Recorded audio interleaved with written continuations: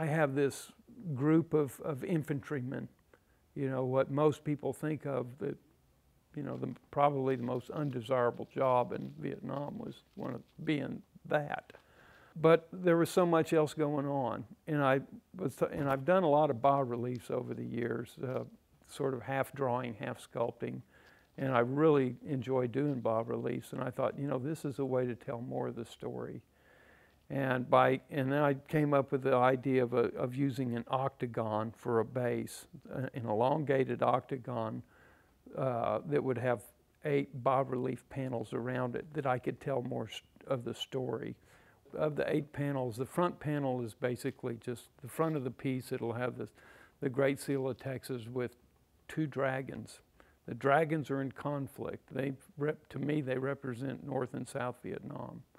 One of the panels represents air to ground. It's Air Force mainly, could be Navy. I've got F-4s, A-1s, but that represents the air power.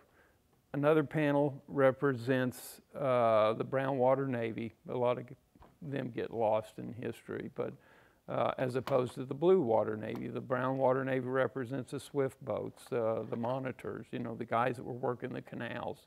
The Blue Water Navy is one of the largest panels. That and the front panel are a little over 7 feet long. Each panel is about 20 inches high. These are all bas-reliefs, and what I'm doing in my idea is there'll be a lot of children that visit this monument, and as they come up to this, their eye level is going to be at these panels, but they're going to focus on these panels, and I want them to start asking questions. Well, what's this? What's that about? How come this is here? Another panel represents, it's a real kind of a little pristine scene in Vietnam with the rice paddies and the water buffalo and the kid sitting on top and the people harvesting something, with 2 women walking one direction at the top, and they're sort of in the front. They're walking one way. One's a little higher class person. She's got her, what they call an ao yai, those long, beautiful dresses that are split up the sides. And the other woman's definitely a peasant woman with carrying baskets on a pole. And coming the other way are 3 figures. One of them's wounded, and they're going the other direction. In the background, up in the sky, there's a little Cham temple on the hill, and you can do this in bas-relief. It's like painting or drawing. But there's a little village up in the background and a little Cham temple on the hilltop, and up in the corner is a B-17, probably going north. Another panel represents women in service. I'll have mostly nurses. There's a Huey, they're unloading wounded. A couple of donut dollies coming around the tent. They're going to, you know, maybe try to lift the morale of some of the wounded. The donut dollies are very seldom mentioned, if hardly ever. There's a fire base, artillery, very much supporting these guys up on top.